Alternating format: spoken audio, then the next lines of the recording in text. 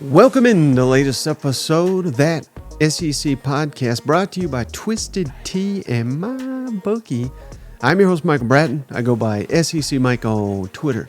And no cousin Shane on this episode. He's studying up for his next weekend update. I hope y'all enjoyed that. If you saw it on the YouTube channel, go check it out. Something new we're trying, and the reviews have been outstanding. Probably the highest, most positive reviewed thing we've ever done on YouTube. So we're just trying to come up with fun ways to bring you guys some new content this football season. So another reason, if you ain't already, jump on the YouTube page and check out Cousin Shane. He's got a new little gimmick he's trying, and it was funny as hell just putting that together. But check that out. Also, new appearance on the Paul Feinbaum show, so go check that out. But enough plugging our stuff. You're here for the content, and it is a Steven Lassan Tuesday, the highlight of my week, getting to talk to Steven here. So we'll get to him in just a minute. But before we get to that, a couple of news and notes around the SEC. Nick Saban has already gotten it out of the way. Jalen Milroe is going to be the starting quarterback for this crucial SEC opener with Ole Miss coming to town. And that was only after Lane Kiffin kind of kicked a hornet's nest here on Sunday. What was it? Sunday night. He allegedly said that Kevin Steele is no longer the defensive coordinator at Alabama. It's Travaris Robinson, which has got a lot of South Carolina fans laughing that they're not big on T-Rob. But be that as it may, here's Lane Kiffin denying, that he was really trying to make much of this. And here's Nick Saban kind of, sort of, saying it's untrue, but not really. He didn't outright. He just said, hey, Steele's. Well, you'll hear it. So let's kick it to the other side. Lane, what did you see on film that led you to make the comment last night about Coach Robinson coaching their defense? That was, again, I was asked the question what it was like going against Steele's defense, so I wasn't really trying to start this big thing. We saw things on TV copy just where it was different, of first off of what the play looked like, the calls and stuff, and then so we looked into that further, and then, it ain't no secret. We kind of, people in these buildings know each other, so obviously got some information that way too. So, it just is what it is, kind of like the quarterbacks. You got to prepare for a different quarterback, prepare for a different play caller. So we got a game film of that. I'm not sure whatever transpired after Texas, but we're going to have our hands full no matter what. From a quarterback standpoint, this is all I'm going to say about this. Jalen really showed the leadership that I was looking for, during the game in terms of supporting his teammates and doing the things he needed to do. He's had the opportunity to play, so as the other guys. Jalen played the best of all those guys, and so I think he's earned the opportunity to be the quarterback. On this other thing that I hear floating around out there, I'm sure you've seen the same reports that I've seen, is Kevin Steele is the defensive coordinator. He has all the defensive coordinator responsibilities. The only thing that we tried to improve on from an administrative standpoint was game day administration of getting the signals in quicker. All right, so that's the only thing that we worked on together as a staff. The whole staff made a contribution to it, and I think it was a lot better in this game than it was in the Texas game. All right, so kind of sort of a denial there by Saban, but not really. He just said, Steele's got that title still, but he didn't outright say Steele's calling the plays. And so that is just adding a little intrigue to this matchup. I think really it's interesting. If this is true, I don't know why Kiffin would put this out there.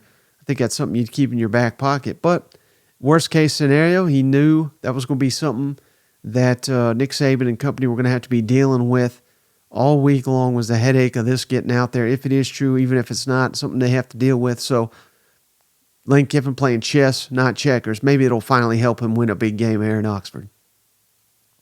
Oh, one other thing, Alabama. The players-only meeting. It's players-only season. It didn't work for Tennessee. Let's see if it works for Alabama. But if Alabama comes out and plays as uninspired as Tennessee did against Florida, we may have to be done with these player-only meetings. Speaking of Tennessee and Florida, couple suspensions.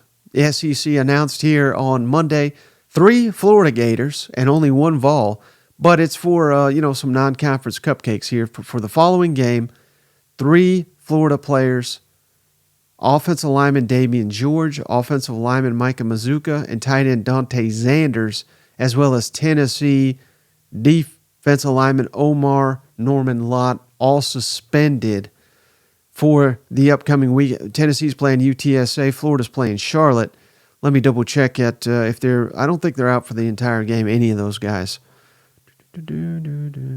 Just the first half. All of them.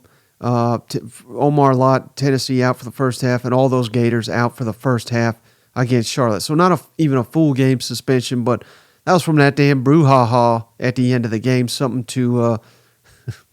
I gotta be honest with you, I didn't even see it because there's so many games going on. That game was decided. I muted that channel and moved on to another one. But last thing before we get to Stephen Lassan Tuesday, great conversation with Stephen. But the SEC announced, and sorry I confused someone last week, the kickoff times, not for this weekend, but the following weekend, September 30th. Right now it's September 19th as you're hearing this, but for week 5. Kickoff times, television coverage has been announced by the SEC, starting with Florida at Kentucky, noon Eastern, 11 Central on ESPN or SEC Network. The network will be decided this upcoming Saturday. Same deal with Texas A&M, Arkansas. It'll be on ESPN or SEC Network. That'll be decided on Saturday. But either way, the kickoff time is official, noon Eastern, 11 Central down there in Jerry World for Texas A&M and Arkansas. Please, God, let this be the last one in Jerry World. It's not doing anyone any favors anymore. The rest of these are official. CBS on SEC's got another Georgia game. Georgia at Auburn, 3:30 Eastern, 2:30 Central. Big matchup there. Kirby Smart, Hugh Freeze, their first go at it since Freeze got fired at Ole Miss. I think it was Kirby's first year. Ole Miss actually whooped Georgia that year, if I recall. So this is their first meeting as Georgia and Auburn coach. Missouri at Vanderbilt, 4 Eastern, 3 Central on the SEC Network. Man, I'm just loving all these. It's all conference games here. And again, this is September 30th. LSU at Ole Miss, big matchup, 6 Eastern, 5 Central on ESPN. Ooh, boy. Man, depending on what happens this weekend, that's going to be huge. South Carolina at Tennessee, 7:30 Eastern, 6:30 Central on the SEC Network. Cousin Shane, he's already asked off. He wants to be at this game. Much anticipated in Vol Nation. And last but not least, Alabama at Mississippi State, 9 Eastern, 8 Central on ESPN. Back-to-back ESPN nationally televised conference games. Love to see that. Cannot wait. But we got some great matchups this upcoming weekend to break down. Ton of conference games. Let's kick it over to our interview with Stephen Lassan. All right, it's a Stephen Lassan Tuesday. So you know what that means. Stephen Lassan, senior editor, Athlon Sports, back on the show. Stephen, what's up, brother? Hey, man, it's good to be here. Thanks for having me. It was supposed to be a dud week in college football, but as always, it never disappoints, and I am fired up for this slate of games coming up this Saturday. It is going to be a wonderful and glorious week of college football, that is for sure. Well, you can't say dud without me thinking of Alabama, so let's just start right there, Stephen. What the hell are we doing here in Tuscaloosa? They just announced Jalen Milroe. Now he's a starting quarterback again, after not seeing the field against South Florida when they really needed him. Man, it's people. I can't believe I got this so right, Stephen, because I get so much so wrong. But the one thing I have nailed, it looks like the dynasty is we can't even call it a dynasty anymore at this point, but the wheels are essentially a loss away from the wheels coming off, I feel like. Man, that performance on Saturday was one of the more shocking, puzzling performances that I've seen at Alabama in some time. I don't remember a regular season game. I mean, Alabama lost to Clemson in the national championship, and it was pretty one-sided. There's been some of those moments, of course, over the last 5 years or so. But to have a non-conference game where you're favored by 20-something points or 30, wherever the line ended up, and an opponent in South Florida that was ranked in the 100s in most, 133 rankings, with a roster that frankly wasn't very good last year, was really shocking. This is going to be a really interesting week for Alabama just to kind of see where they are. I mean, this is a critical point of the season with the SEC opener coming up. It could kind of go one of two ways. You know, you've got Ole Miss coming in. It could be kind of a chance to reset the season. If they lose this game, all of a sudden, even more questions start to pop up. So Saturday's performance just raised a lot of alarm bells from me on multiple levels. Like, where does this team sort of hang its hat? Like, what is Alabama good at right now? The offensive line hasn't lived up to the hype, so they can't run the ball as effectively as they thought. The quarterback situation is, now this is going to be Jalen Milroe back in the starting lineup after Buckner and Simpson sort of underwhelmed on Saturday. Defense, I thought, got after South Florida pretty well. But, can they replicate that when they play Ole Miss and Texas A&M? Like, that's going to be the question going forward. So more questions than out of Alabama than I think we've seen in some time. And just frankly, just a really puzzling, head scratching kind of performance. I mean, we haven't seen this out of Alabama in really some time. Right. Well, we'll get all into that Ole Miss matchup. But before we look ahead, Stephen, I'd like to look back here. We did something with Cousin Shane on the last episode that I enjoyed. So I want to do the same thing with you and focus specifically on the conference matchups, because you don't really get a good evaluation of these teams oftentimes when they're playing McNeese or Austin P or who knows what directional school. But where we do get a good sense is in these league matchup games. So let's start with the game that we hyped up last week, Florida, Tennessee. Florida just dominated on the line of scrimmage in a big win for Billy. I would argue the biggest win of the Billy Napier era to date. Did you learn more about Florida in this matchup, or did you take away more from Tennessee and their struggles? Where would you lean on that? I would go Florida. I think you can make a case like you learned a lot about both teams here. But for me, I wanted to see Florida week 1 to week 3. Like, how would they respond? How would they rebound after such a poor performance against Utah? And I think the verdict was they rebounded pretty well. I think it was such a huge proof of concept win for Billy Napier in the grand scheme of things. It's the best win that he's had at Florida. Like the Utah win last year was big. This is an SEC game where their backs were kind of against the wall. I mean, you've got you get kind of like, where is this program? What's the direction? Well, this kind of win sort of validates the process that Napier is trying to go through. It only validates it if they finish the year by winning out, of course. Like, if they lose out, then all of a sudden all that momentum goes away. But the things that you wanted to see from a style standpoint, like defense under Austin Armstrong, seems to be improved. Offensively, the style that Florida wants to play, run the ball, efficient passing game out of Graham Mertz. Mertz was solid on Saturday night. So all the things that you wanted to see cleaned up from week 1 to week 3 and sort of that proof of concept validation win, that was there on Saturday night for Florida. So that's why I learned more about Florida in that win. All right, so same question then. Georgia beats South Carolina. South Carolina kind of dominated the first half, but Georgia completely dominated the second half to get a 10-point win at home over a red-hot Spencer Rattler-led South Carolina. Did you learn more about Georgia or more about South Carolina? I'm going to go the opposite way this time. And I'll say this, I'm not worried about Georgia at all. I sort of think Georgia's just sort of building at this point of the season. They're setting the foundation, the pieces are starting to come into place, and we see some early struggles, but by November, it's going to be worked out. But I think what I learned about South Carolina was the same thing that I would say about Florida. The week 1 to week 3 improvement. Under Shane Beamer, this team has improved every year from the start of the season to the end of the year. And so from week 1 to week 3, I think you have to like where this program is going. Throwing out true freshmen on the offensive line right into the fire, playing the nation's best defense. And you get a great game and a great game plan early on from Spencer Rattler. So I think that South Carolina team, if that one shows up that we saw on Saturday, shows up the rest of the way, you start looking at their schedule, like Mississippi State, Tennessee, Florida, Missouri. There's a lot of toss-ups on this schedule. And even down the stretch, the last 4 games at home, including Kentucky and Clemson. So what I learned is I think South Carolina is going in the right direction. And if they get this version of Spencer Rattler that showed up on Saturday, a lot of these toss-up games become very winnable for South Carolina.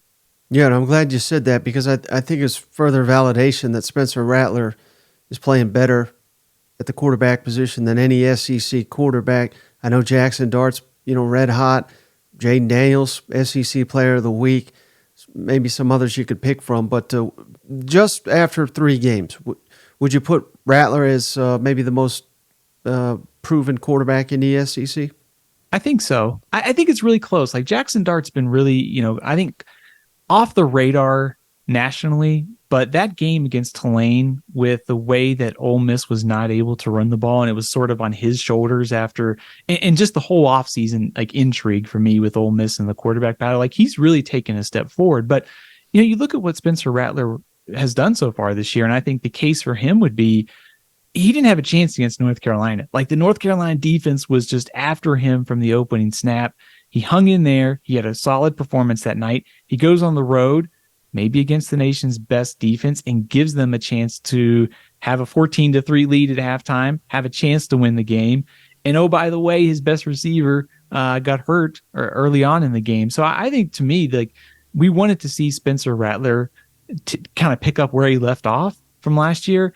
I don't know that he's necessarily putting up like the red hot, like 6 touchdown performances, but he looks like an improved quarterback for me. So I think if you wanted to make the case for him at number 1, I wouldn't disagree with you at all. I think based upon schedule and how he's played so far. All right. So the final SEC matchup from last weekend, LSU, big win on the road at Mississippi State. Did you learn more about LSU or did you learn more about Mississippi State coming out of this one? You might sense a theme here. LSU, I learned more about because, week 1 to week 3. If you watched college football on Saturday outside the SEC, Florida State struggled with Boston College, but they play Clemson this week. So there might have been a look ahead factor there. I think Florida State's really good.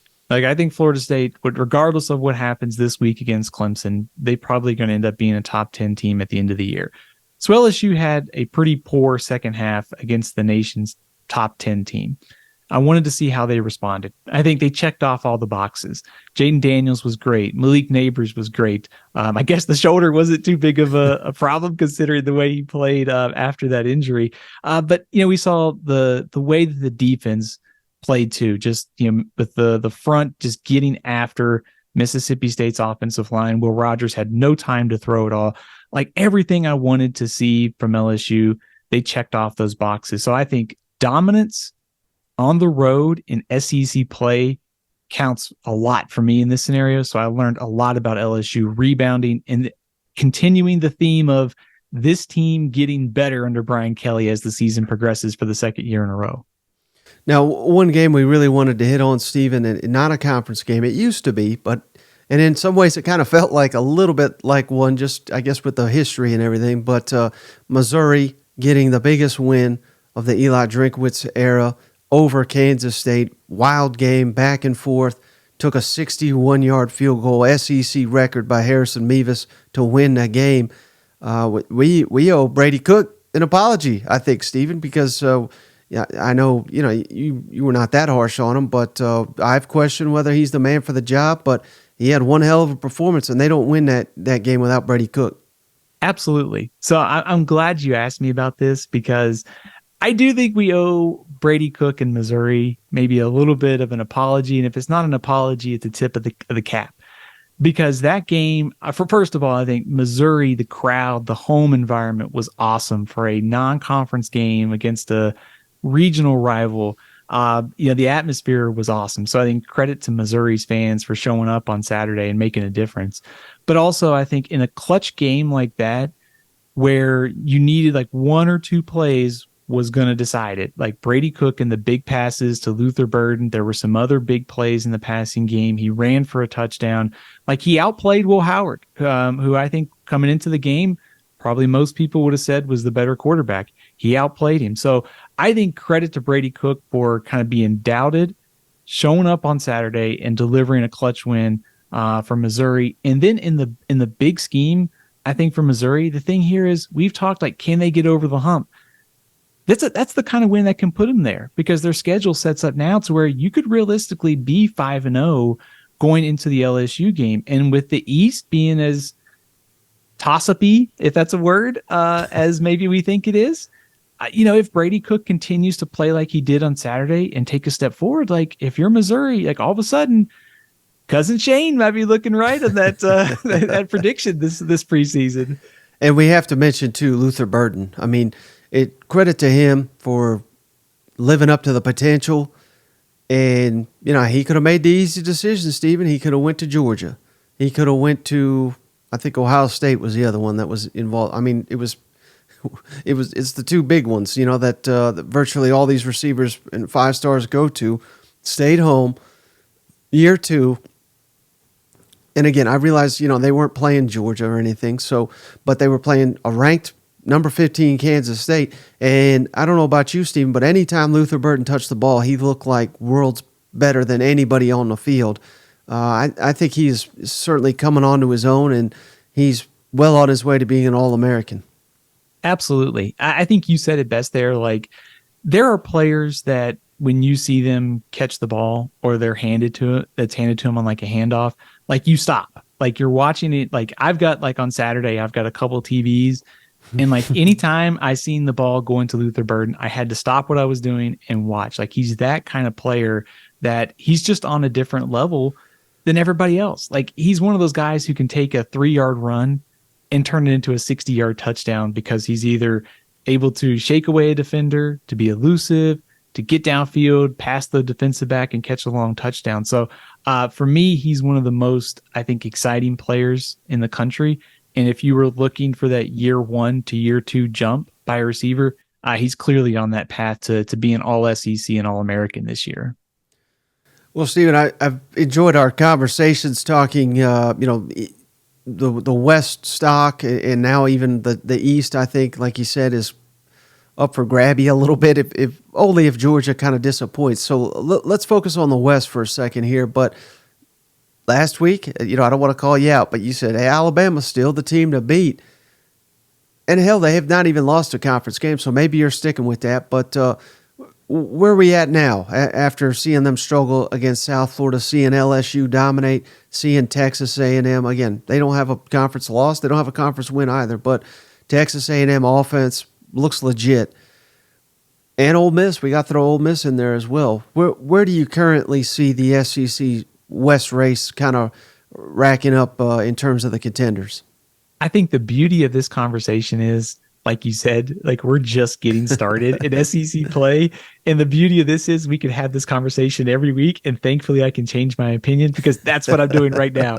I am going to change and go with LSU. Now, maybe I'm being prisoner of the moment and overreacting to LSU's win over Mississippi State or Alabama's poor showing against South Florida. But I think if that LSU team shows up, granted, Mississippi State secondary we know is a concern.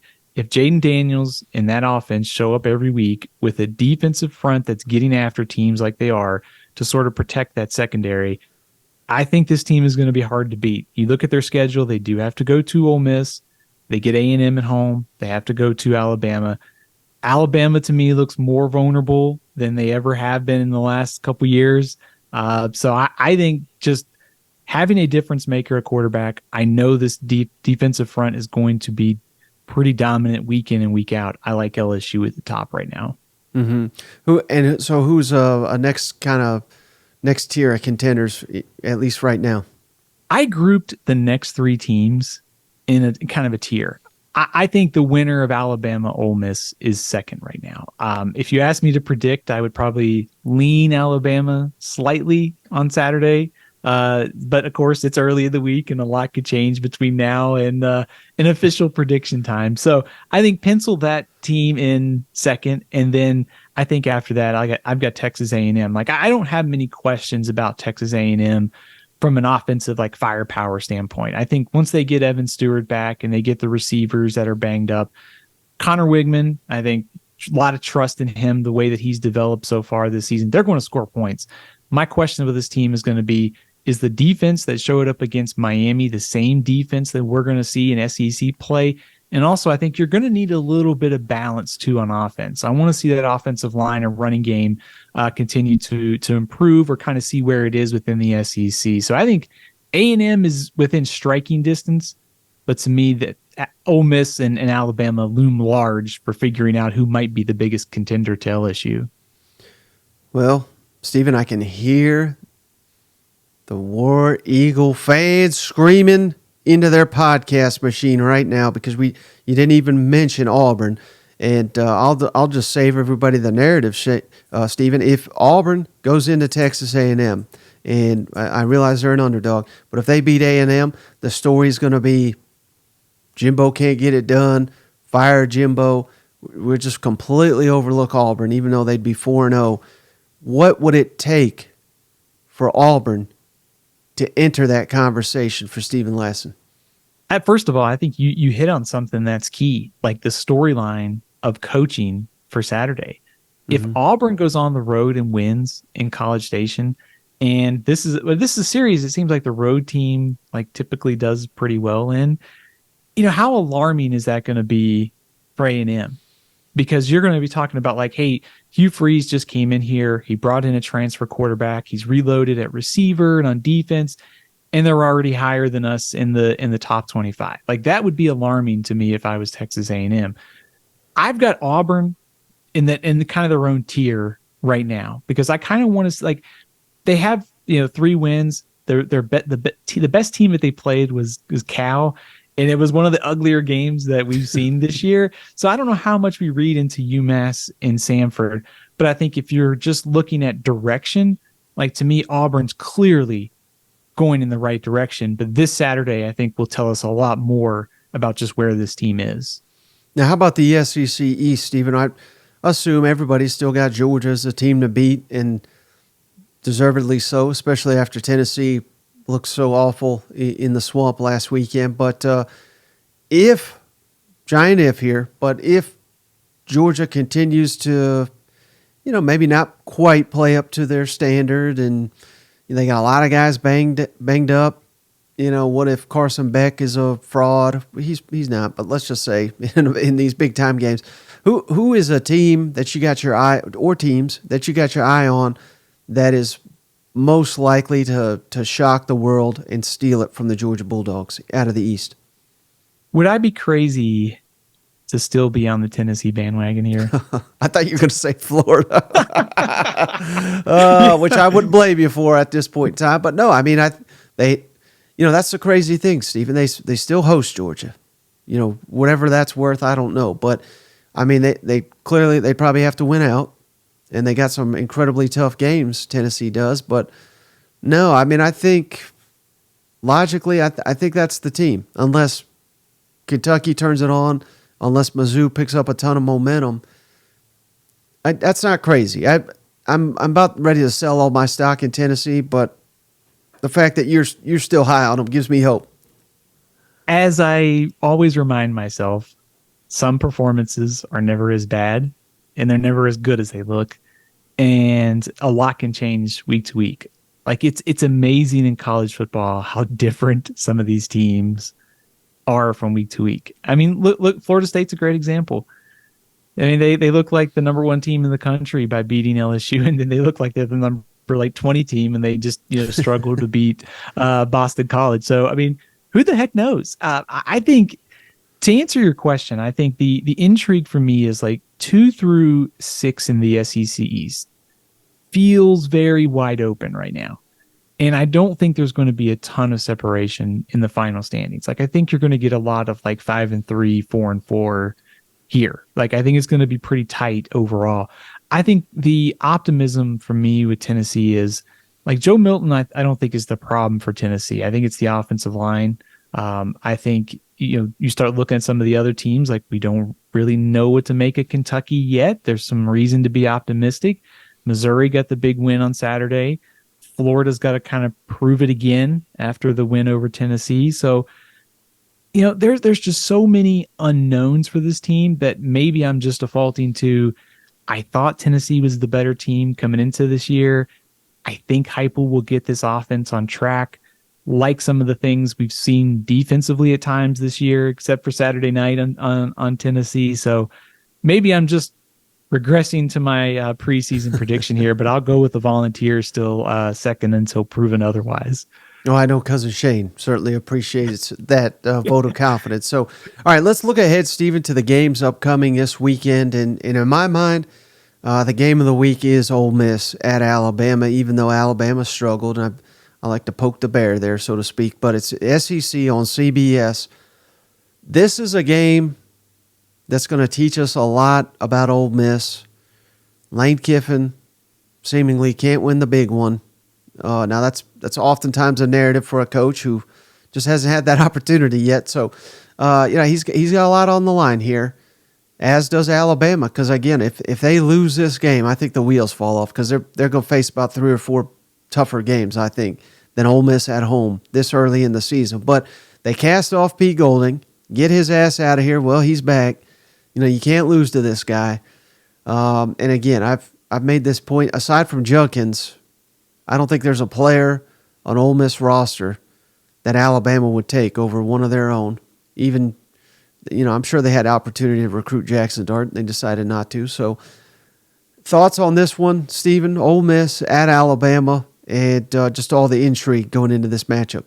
Oh man, there is a ton of intrigue here for me. I think think about this matchup, and in 3 years, like how our mindset has changed here. Like you just assume like Alabama at home playing Ole Miss, probably 2-3 touchdown favorite.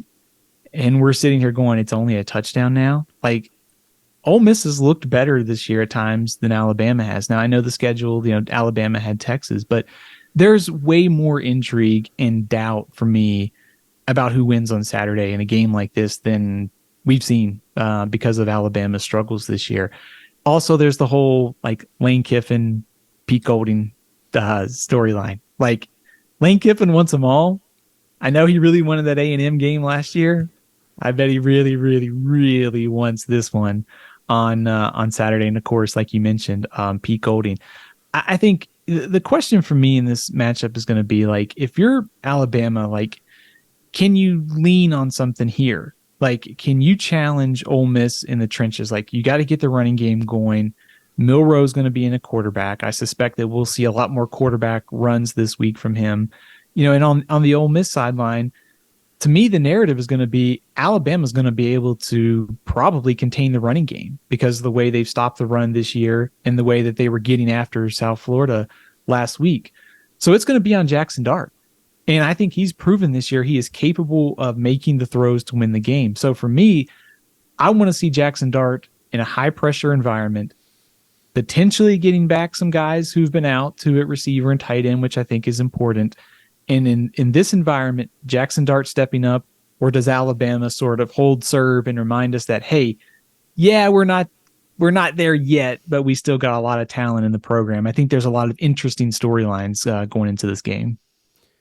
Do you have any thoughts at all, Stephen, on, I'm sure you saw this, but Kiffin basically said, well, we found out Kevin Steele ain't even the defensive play caller anymore. And he's putting it on T-Rob and all this. And, it's interesting because I don't even know why you'd let that out if that was true. Although I don't know, if that's a huge advantage, but because it is what it is. I've got some theories. Yeah. Or is this Kiffin just saying, hey, I'm going to make Nick Saban have to deal with this headache all week long leading up to this matchup? I think it's that. I think he's just, I mean this in like a nice way. Like Lane Kiffin likes to troll. Yep. And he's just trolling Nick Saban. I also think there could be something this too. Let me throw something against the wall. Let the media go chase it down. Let him ask Nick Saban about it. So in a way, you're sort of using the media to gain intel on something that you might think is going on behind the scenes. So Lane Kiffin, very clever, trying to get some information out of Nick Saban. That's my theory. Right, and obviously, something that shouldn't be overlooked, Stephen. Sarkisian and Kiffin are very close, so you have to imagine that Kiffin has just been burning Sark's phone up, just saying, what'd you see, what'd you attack, and not that's not apples to apples because they different rosters and everything, but you have to imagine those conversations took place, and that could help Ole Miss as well. Absolutely. I mean, I guess maybe we should look at this in the bigger context too. Like, former assistants fared pretty well against Nick Saban recently. You think Jimbo winning in College Station, almost winning last year, Kirby Smart in the national championship game, Sarkisian winning this year, Kiffin coming right on the doorstep of trying to knock off Alabama last year. So maybe this is Lane's time here. But I think your broader point, though, I think Sark, the game plan that Sark used to attack Alabama, I think is really what Kiffin and Ole Miss are going to have to do, because I don't think it's any secret. Like, Alabama's front, despite some of the questions on the back end, they're going to make life very difficult for Quinshot Judkins. And with the concerns that Ole Miss has had along the offensive line so far, it is on Jackson Dart. So I think this game is really, I mean, not to simplify it too much, but I think Milroe's going to have to play with a ton of more mistake-free style. He's going to have to make some plays with his legs. And I think Jackson Dart, making those downfield throws that we saw Quinn Ewers hit, some of those are going to have to hit on Saturday for Ole Miss to win this game. Do you think that is on offensive coordinator Tommy Rees, or is that on Jalen Milroe to make adjustments? Because I would contend that I don't think they used Milroe in the best way, and I think a coach's job is to utilize his player's skill set. It just feels like they were trying to make him Tom Brady, and clearly he's not that caliber of course. He's just a different style of player, and he's got the deep ball, he's got the running. I think they need to utilize him in that way, and so I guess I just answered my own question. I think it's on Tommy Rees. Who do you put that blame on? It's definitely Tommy Rees. I think you have to use Jalen Milroe differently than you did against Texas. I think he's clearly, and I'm referring to Milroe, he's clearly improved if you watch him from 2022 to 2023. Just overall, from a passer standpoint, he looks way more comfortable out there. But you can't expect him to be a pocket passer. He's just not that type of quarterback. He's better moving around, whether it's design runs, getting to the edge, hitting the deep passes. The midfield stuff isn't there yet. But to me, that's on Tommy Rees. You've got to design some ways to use Milroe's legs on Saturday. And frankly, the whole problem right now with Alabama is the offensive line. They had the players only meeting supposedly. Maybe we'll see if that results in anything, any changes this Saturday. I know Booker was out against South Florida, but it all starts for me there. Tommy Rees has to have a better game plan, and if you're Alabama, you've got to get the offensive line playing to its potential to win on Saturday, which is weird to say because Ole Miss being a 7-point underdog is some different territory for us based upon the last couple of years. Right. Well, we got another West showdown, Stephen, that a lot of fans are going to be intrigued about. I know I will be. Auburn at Texas A&M. I believe it's an early kickoff here, SEC Nation, so there, that adds a little something to it. But this is an opportunity for Texas A&M to bounce back after that loss a couple weeks ago, get the SEC rolling, the SEC part of their schedule rolling, whereas Auburn, expectations are, the fans are high, but outside of the fan base, expectations are Auburn will go down here and lose on the road in a tough environment. But I guess I say that to say I think Hugh Freeze has got everything to gain, nothing to lose in this situation, which makes Auburn very dangerous. Agree with you. I think it's sort of the narrative for me in storyline is A&M with the loss to Miami early in the season. It's the same thing as Florida. You've got a chance to reset your season. You haven't lost a game in SEC play. So if you win this one, all of a sudden, things look a lot better because then you get Arkansas, who's struggling right now. You get Alabama coming to your place, and then you go to Tennessee before the midpoint of the season. So I think if you're A&M, you got to forget about what happened at Miami and turn your focus back to the SEC West because it is winnable. Because with the way that Alabama looks, and we talked about LSU, A&M is right there. So I think it's about refocusing for me for A&M. I think for Auburn, you are playing with house money. Like, they've been off the radar kind of to start the season. Mentioned the game against Cal earlier this year where it was just an ugly offensive game. But I mean, they could go down to College Station, win, and be 4-0, be ranked, and we're talking about how much progress this program has made under Hugh Freeze in his first year. I love the matchup of A&M's receivers against Auburn secondary. Like, Auburn secondary, 17th in the country in defensive pass success rate, one of the better groups coming into the year, lived up to the hype so far. And on the other side of the ball, too, I think it's sort of weakness versus weakness in a sense. Like, we don't know, I think, what to make of Auburn's offense because of the level of competition. And A&M has that defensive performance against Miami that was just so sluggish, like being able to stop the pass. So I think we're going to learn a lot about both of these teams on Saturday, and it's sort of a chance for one of these two to sort of rewrite or write a new chapter in the way their season is going. Well, something you hit on there, Stephen. You know, I always say the players, in my mind, matter a lot more than the coaches, and I believe that firmly. But what's your thoughts on DJ Durkin versus Philip Montgomery? Because one more Miami-type performance, that may be Durkin's last appearance at A&M. I mean, he's got a lot to prove in this game, I think. Oh, no question about it. I mean, just on the most like basic level here, A&M's got way too much talent to be having performances like they did at Miami. And Miami's got a lot of good players, you know, Tyler Van Dyke and the receiving core. They are much improved offensively than they were last season. But there was no reason for Texas A&M's defense to get embarrassed like it did a few weeks ago. And I think very broadly, if you come into this game and you're Texas A&M's defense and you're looking at Auburn going, they've got all these new pieces.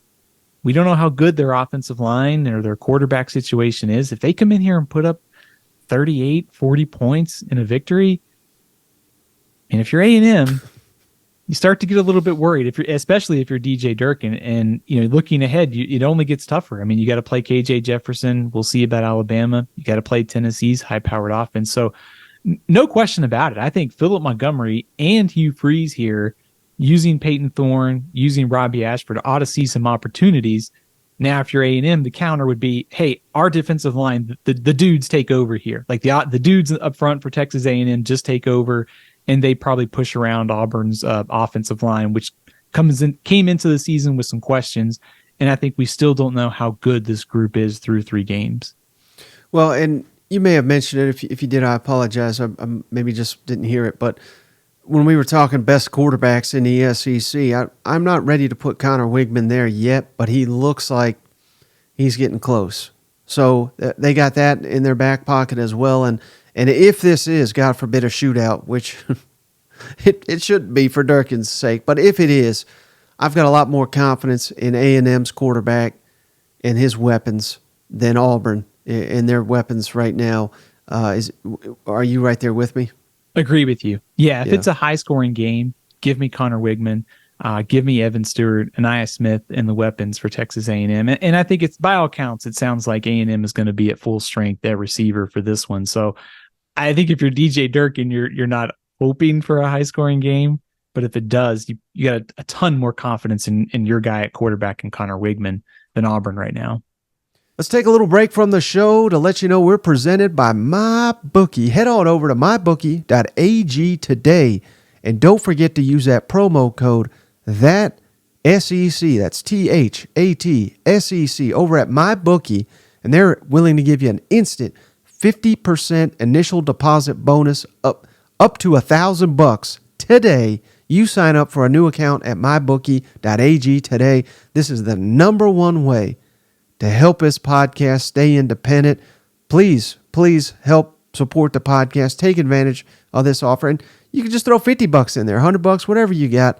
Head on over to mybookie.ag today. Sign up, new account, using promo code THATSEC. There's a link in the show notes. Click that link, sign up, use that promo code THATSEC. We would really, really appreciate it. And just fade our picks, and you'll be looking pretty each and every Saturday. We're also brought to you by Game Time Sidekicks. We love our Game Time Sidekicks. Head on over to GameTimeSidekicks.com SEC.com. Put in that promo code SEC for 20% off your entire order. This officially licensed NCAA stainless steel ware. You'll love it. Cups, sippy cups, tumblers, dog bowls. They got it all over at Game Time Sidekicks. Every college program represented. And, of course, each and every member of the SEC. So head on over to Game Time Sidekicks, promo code SEC for 20% off your entire order. Now, another West showdown, Stephen. Arkansas at LSU, battle for the golden boot here. Love these rivalries. It's so weird. It should never play this game in September if there's a trophy involved here. But Arkansas coming off a very rough performance. I mean, they should have won that game, but miscues, mistakes, 14 penalties, and then LSU red hot. I mean, this has got all the makings of a blowout, but I don't know, Stephen. I think this is a man-up style game for Arkansas. I think we get the best Arkansas we've seen, and I think this is going to be a lot closer than the spread indicates. What's your early read on it? It feels wrong that these two teams are playing in September, right? I mean, like, we're just used to seeing them play like around Thanksgiving with the season, kind of winding down. But it'll be, I think the timing of this game is a little unusual, but at the same time, like, I think like you said, Arkansas backs against the wall. You start looking at the schedule, LSU, A&M, Ole Miss, Alabama coming up. I mean, this is a brutal stretch of games for Arkansas. Saturday night was really just a ton of miscues. When you outgain a team 424 to 281, you should probably win that game if you're Arkansas. So there were just a ton of mistakes across the board. The offensive line continues to be an issue. If you want to kind of put the offensive line struggles into context, they had 6 runs against BYU that accounted for 128 yards. The other 33 attempts, 49 yards. So you like the big plays, but you want to see more consistency in your ground game. So I think that's kind of where it starts for me. If Arkansas is going to have a chance on Saturday night, it's got to be improved offensive line. You're going to have to give KJ Jefferson time to throw.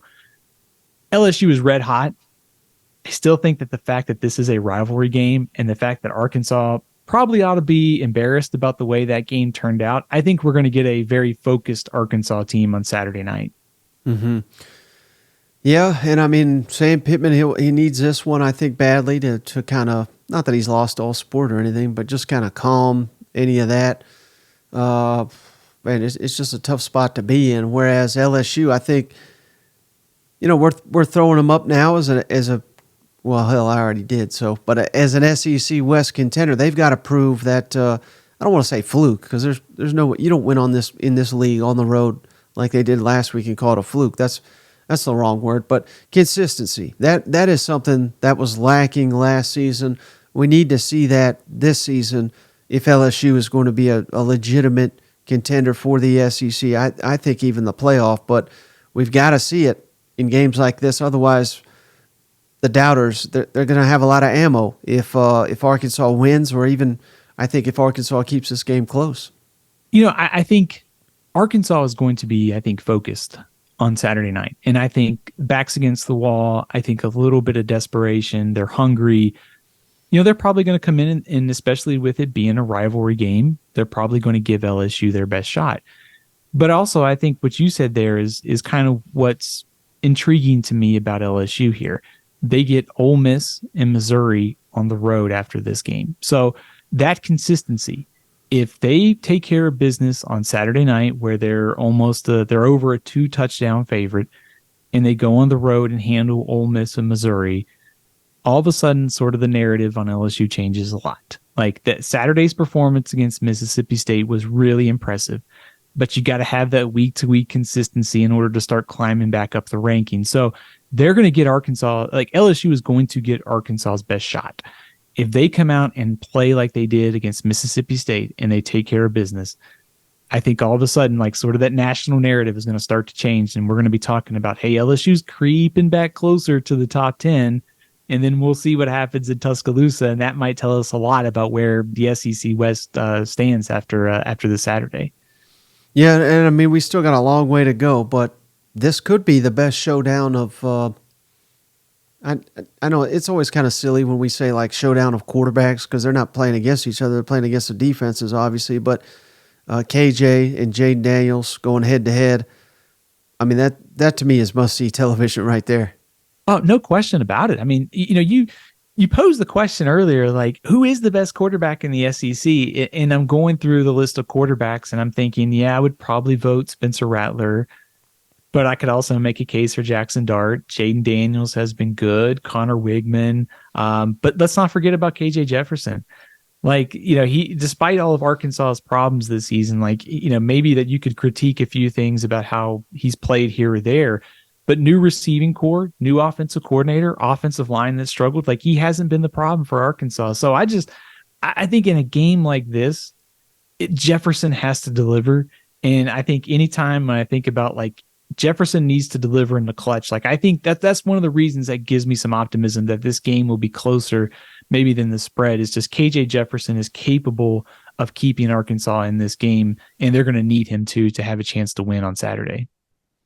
All right, how about this matchup, Stephen? Mississippi State on the road at South Carolina. And, I mean, I hate to keep saying the same thing, but I'll echo your sentiments here with some of these others. But just looking at the schedule, this is essentially a must-win for both of these teams if they want to overachieve. I mean, if you drop this game for either one, you're not exceeding. You may meet expectations, but you're not exceeding. Zach Arnett, it's funny, Stephen. I mean, he just lost his first game as an SEC coach. Fans want his ass fired already. I mean, we're crazy down here. South Carolina, losing record, but that's more of a factor of who they've played than anything. This is not a losing football team, but a lot on the line. They cannot afford to lose this matchup. What's your initial thoughts on Mississippi State at South Carolina? I think a hint of desperation to your point, like knowing the way that the schedule sets up for both teams. Shane Beamer and Zach Arnett probably aren't looking at it like we are. Like they're not penciling in W's and L's in the preseason. Like coaching staffs think they can win them all. So, but I think from my perspective, when I start looking at end of season like projections, if you're South Carolina and you're Mississippi State, if you want to go to a bowl game, like these are the toss-ups you have to have. Mississippi State gets Alabama after this. South Carolina goes to Tennessee. So, I think in some respects here, like the winner of this game, not only is that desperation trying to get on track, like you have a chance to sort of reset the season a little bit harder for Mississippi State. But if you're South Carolina, Tennessee looked pretty vulnerable last week against Florida. So I think there's a sense of like early season desperation, must win for both teams, but also it's a really good quarterback duel too. I think if I'm Will Rogers, like I'm motivated to show last week was just another blip on the radar, get back on track. If you're Spencer Rattler, I mean, he's red hot right now, and you're just looking at what Jaden Daniels did to Mississippi State secondary. Like, let Spencer Rattler throw it 45 times on Saturday night because that's probably Saturday, that's probably their best path to a victory. Well, let me try to spin it in a positive light because I don't think there's much positivity in Starkville right now, Stephen. But I think you can make the case Mississippi State's not going to play a better team than LSU. So, I mean, maybe they just faced their toughest competition. And South Carolina's coming off that Georgia game. That's a physical toll for anybody. Maybe they're a little beaten up, a little battered. Is that? I mean, there's so much different than LSU. So, I mean, yes, to your point, Spencer Rattler can make you pay through the air, but I don't think South Carolina's defense can stop the run near as well as LSU. If Mississippi State can get that going, can they make us, a really competitive ball game, do you think? Absolutely. Yeah, I would be really surprised if this game ends up like Mississippi State LSU. I would be really surprised if it's one-sided. I think this will be a lot closer just in terms of where these teams are, in terms of team strength, strength and weaknesses. Like I think you can pass the ball, if you're Mississippi State, if you can protect Will Rogers, there's going to be some plays to be made on South Carolina's defense. So I think the kind of interesting angle for me in all this is Mississippi State. When you look at their two deep, like 18 of the 22 starters, I think, are seniors. And like we talk about desperation, and you look at kind of the transition and from Zach Arnett and some of the offensive things here, like there's a lot of experience on this roster. So I think even though the loss last week in the fashion that it was, yeah, it was bad. LSU is going to be one of the better teams they've played, but there's a lot of seniors on this roster. So I think for the optimism for me is that experience shines here for Mississippi State, and they're capable of getting back on track. They've had to navigate some scheme changes early on, plenty of season to go. And if you're going to get back on track, it starts this Saturday. And one final thought I have on this one, Stephen. Again, South Carolina's got a losing record, but the way they played on the road in Athens, if I'm a Gamecock, I'm sitting here saying, again, same deal. We're not going to face a better team than that, a more hostile. Well, I mean, they may, Tennessee, just because Tennessee hates them so bad. But Tennessee is not the caliber of Georgia at this point in time. If you could play as well as that against Georgia, I'm not sitting here saying they're just going to win out. But hell, I mean, they could play with anybody on the rest of the schedule, don't you think? Absolutely. To use a word, maybe we invented it earlier. I don't know. Tossapy? That's such a word. We're inventing words here on that SEC podcast. But no, I mean, I look at their schedule and say, they played Georgia and North Carolina, both ranked in the top 25. I think Georgia's the best team in college football in a year where it's probably a little bit more wide open maybe than we thought. They have to play Texas A&M, Missouri, Tennessee. I mean, you wouldn't pencil any of those in as guaranteed losses. And they get the last four opponents at home, including Clemson and Kentucky. So, I mean, to me, I don't think they'll win out. But if that same type of effort is there that we saw on Saturday, and Spencer Rattler keeps playing at the level that he is, and South Carolina gets a little healthier in spots, they find the right mix on the offensive line, and they continue to develop. I mean, I think this team can maybe get, I think in the preseason it was 6-6, 7-5. Like, I think they can easily get there. And maybe you start dreaming, hey, maybe 8-4 is suddenly within reach too. Mm-hmm. All right. Final SEC matchup, Stephen, of the weekend: Kentucky at Vanderbilt. And Vanderbilt, man, let one slip away that they really couldn't afford. Maybe they'll be in desperation mode, but at the same time, you beat Kentucky last year. There's going to be revenge on their mind. I would imagine this stadium's going to be quite blue because the drive from Lexington is pretty easy. And, of course, they took their best player, Ray Davis, who looks like he may be Kentucky's best player now. So thoughts on this matchup? I think the first thing is to go back to a term that we used a few minutes ago, and that's desperation. And I think if I'm Vanderbilt, you start looking at the schedule, and I know coaches are different than us, but you have to be looking at the schedule going, if we're going to get to a bowl game, we got to get this one. Like the schedule is just really challenging. It's a game that Vanderbilt won last year. You get Kentucky at your place. Not too many guaranteed W's on the schedule the rest of the way. So I think for Vanderbilt, a little bit of desperation. Maybe it's not, the coaching staff wouldn't publicly admit it, but I think if you gave them some truth serum, they probably would admit that behind the scenes. Right. I think for Kentucky, revenge. Like, you lost last year to Vanderbilt, a chance to rebound. And also in the big picture for Kentucky, this is our first chance to really get a good glimpse of Kentucky, because they've played Ball State, Eastern Kentucky, and they've played Akron. There's a lot that you like about Kentucky so far. The defense, like the way Ray Davis is playing, how good is the offensive line? Sort of feel like Devin Leary's getting more comfortable with each snap there at Kentucky. So I think there's reasons to like what Kentucky is doing, but we don't know how far along they are until they play an SEC opponent. And that's what interests me on Saturday is I just want to see where Kentucky is, and maybe all of the early season struggles and iffy performances are just this team cycling and getting ready for SEC play, or maybe there are some bigger concerns here than we thought coming into the year.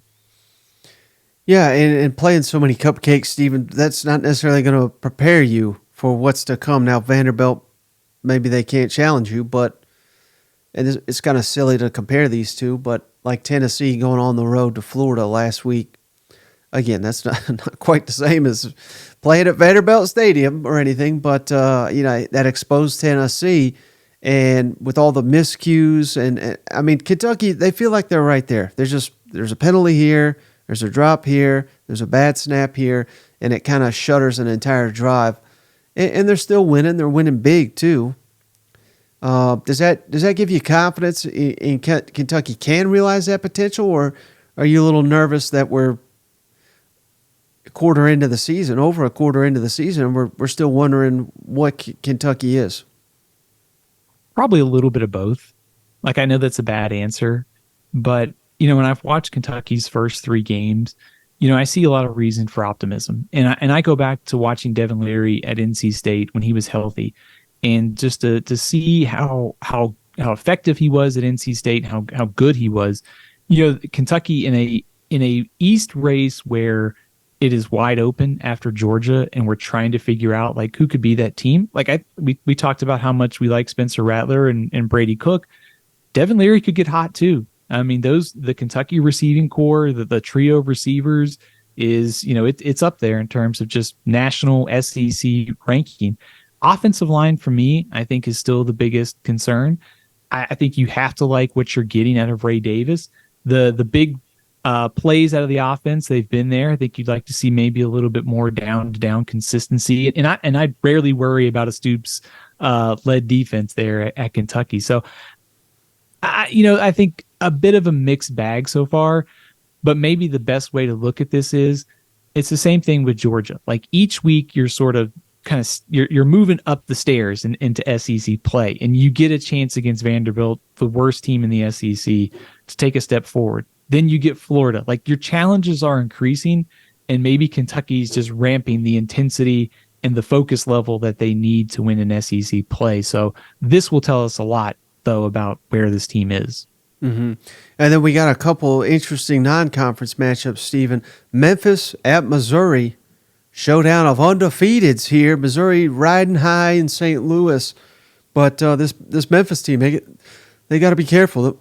Can't overlook them, can they? Absolutely. So I think the first thing is we just talked about how we need to give Brady Cook and Missouri some credit. Like, all that could go out the window if they lose on Saturday in St. Louis to Memphis. Yeah, Memphis is only a touchdown underdog here. This is a dangerous spot for a Missouri team coming off the emotional high victory over K-State on Saturday. So I definitely think there is some caution if you're Missouri. If you're looking kind of for a scouting report on Memphis, I think the player to know here is Seth Hennigan, the quarterback from Memphis. He's one of the best in the American Athletic Conference. They brought in Blake Watson, a transfer at running back from Old Dominion this offseason. He's been getting better as the season goes on. So I think if you're Missouri, like, the quarterback and the skill talent for Memphis worry you. Defensively, they've been good so far this year, but they've played Bethune-Cookman, Arkansas State, and they've played Navy. So we don't really know how good this defense is in the season. In the preseason, probably considered, in the upper half of the American Athletic Conference. It's not a great conference for defenses, though, so it's really hard to just know where they rank nationally, kind of compared to who Missouri has played so far this year. Yeah. And how about this one, Stephen? UTSA at Tennessee. I know UTSA just lost to Army, but I believe their star quarterback, you can correct me if I'm wrong, I don't think he played in that matchup, and this is one a lot of people had circled as a potential spoiler in the preseason. And I don't know, Stephen. I mean, again, we were kind of talking up Tennessee earlier, but if the same miscues happen, at some point we got to say maybe this team's not that good. This should be a tune-up game going into SEC play, but I'm not convinced that it will. Thoughts on this matchup? I want to see angry, motivated, locked-in Tennessee on Saturday. After what happened in Florida, Tennessee should come out with a little bit of urgency and also with a little bit of aggression, like to kind of put their foot down and say, that was last week. That's not the team we are. We're going to get back on track, especially with South Carolina coming up in 2 weeks. So on a UTSA scouting report, you're absolutely right. Like, Frank Harris is their starting quarterback. He did not play against Army. They also have some other major injuries on the offensive line. and at linebacker. So you're not getting UTSA at full strength.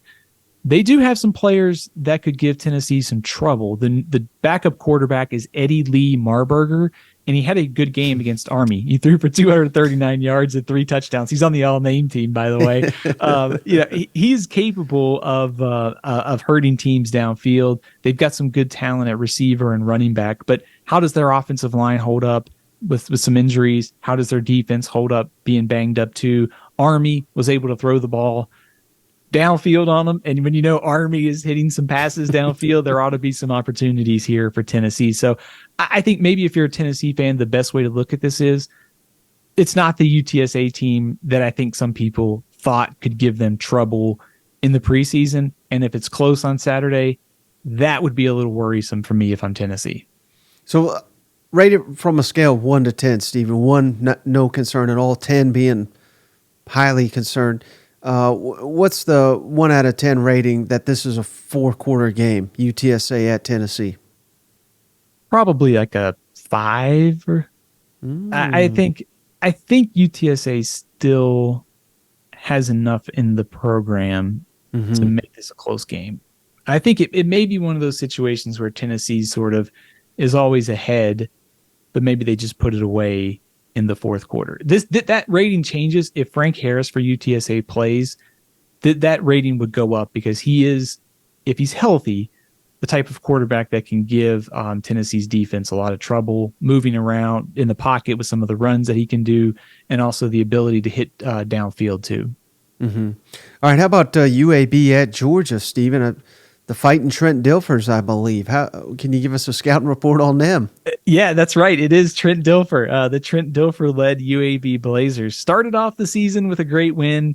Ever since then, it's been all downhill. They got blown out last week, so things are not trending in the right direction for UAB. If you're looking like this, the strength of this team the last couple of years has been running the ball in defense, but that was under the last coaching staff with Bill Clark and Bryant Vincent. That's no more. That they are a very quarterback-focused team. Jacob Zeno, their starter, off to a good start this season. They don't run the ball as well as they have.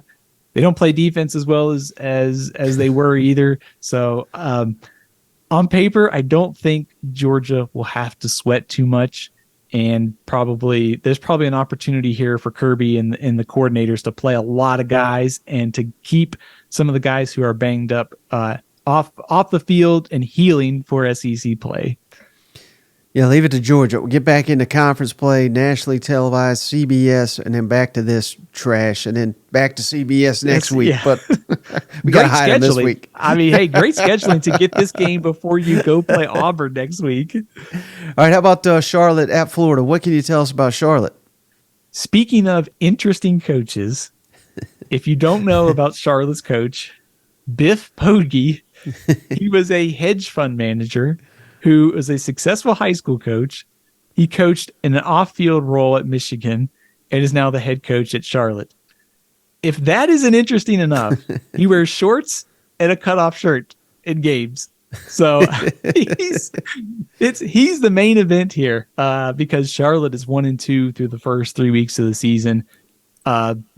Despite his interesting demeanor and ways, Charlotte is not very good this season, and he was also very upset with how they lost to Georgia State last week and promised some changes. So there's a lot of unknown here for Charlotte. It's the perfect rebound opponent for Florida after beating Tennessee. Like, if this game is close, it shouldn't be. That would be worrisome for Florida. Yeah. And then we're asking you about Texas and Oklahoma because they're SEC to us, Stephen. Texas playing at Baylor. From what I gather, though, Baylor is pretty awful this year. Yeah, they are struggling under Dave Aranda, the former LSU defensive coordinator. I think, if you're an SEC fan and you looked at that box score against Wyoming last week and you probably wondered, like, what's going on? Like, did Texas struggle? They kind of did. Like, Wyoming just plays a very frustrating style. Like, they possess the ball for 10 minutes in the third quarter. They run the ball. They play good defense. So a little bit of a post-Alabama hangover against Wyoming. I think we'll see a much more focused Texas team. You hit it, though. Baylor is struggling. Their starting quarterback is out. Their defense is not what it was 2 years ago when they won the Big 12 title. So, this is I think maybe the takeaway from this is a spot where Texas may have slipped up in the last couple of years.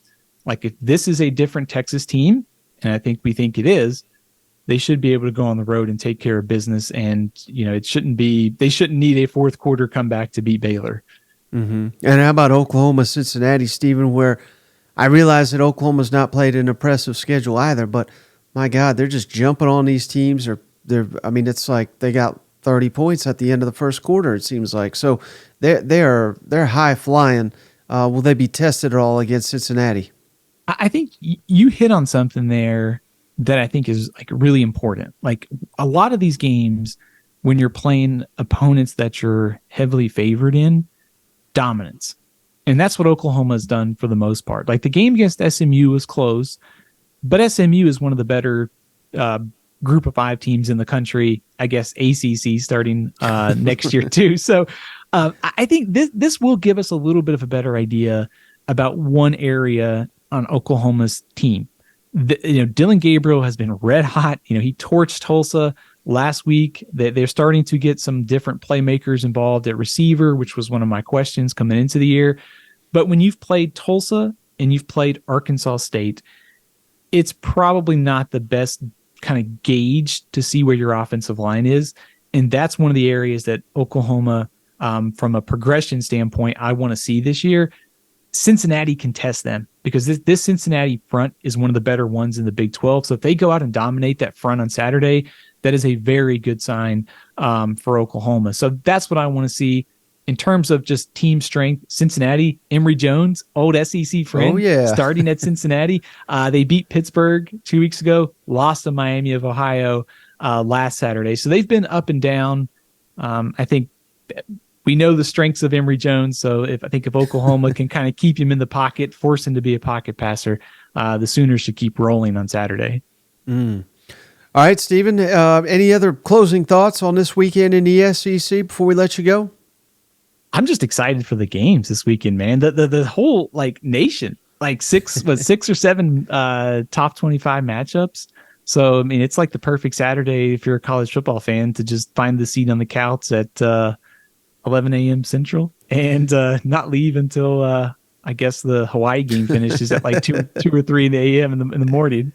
I can't wait for the rest of the country to start racking up these losses, and maybe it just won't be the SEC anymore. But I can't thank you enough. Maybe that is something. Actually, now that you bring it up, is nationally, right. Where does the SEC, playoff and all that stand? I think this Saturday is actually kind of a good kind of segue into the playoff discussion, because the SEC has been racking up losses in non-conference play, and your best hope to get 2 teams is Alabama or LSU or maybe somebody else getting hot, knocking off Georgia in the SEC championship game. Well, this week some of the other contenders could start taking losses. Florida State goes to Clemson. You've got Ohio State, Notre Dame playing. You've got Penn State playing Iowa. You've got some good games in the Pac-12. So I think if you're an SEC fan looking for a reason to pay attention to these games, this is you're going to start seeing the losses outside the SEC start to add up. Mm-hmm. And that's what I would say. That may give us a better idea of kind of 1-2 loss, undefeated conference champions, kind of where this is all headed this year. Mm. Well, Stephen, I can't thank you enough for joining the show as always. Before you go, tell the audience where can they find all your work? Absolutely. You can follow me on Twitter at Athlon Steven. You can also follow me on Facebook, Instagram, TikTok, Stephen L. CFB. You can follow my YouTube page, All CFB 365. And we also do the Cover 2 podcast by Athlon Sports. It'll be up on Wednesday morning. That's the Cover 2 podcast previewing the weekend to come all across college football. Yeah, and I've been enjoying you and Braden. You do your SEC picks late in the week. I always tune in for those as well. So appreciate all the content you're putting out there. I can't recommend it enough to all the audience. Thank you again for joining the show, my friend. Absolutely. Thanks for having me. All right, just want to say thanks again, Stephen, for joining the show. I hope all y'all get as much out of those conversations as I do. But, hey, just want to say thanks, everybody, for tuning in. Cousin Shane will be back on the next episode. We'll preview all these upcoming games, just like Stephen and I, but it's always a much different conversation when it's just Shade and I. So be on the lookout for that on Wednesday. But that's going to do it for this episode of the show. I appreciate each and every one of you for hanging out. We'll catch you on the next one.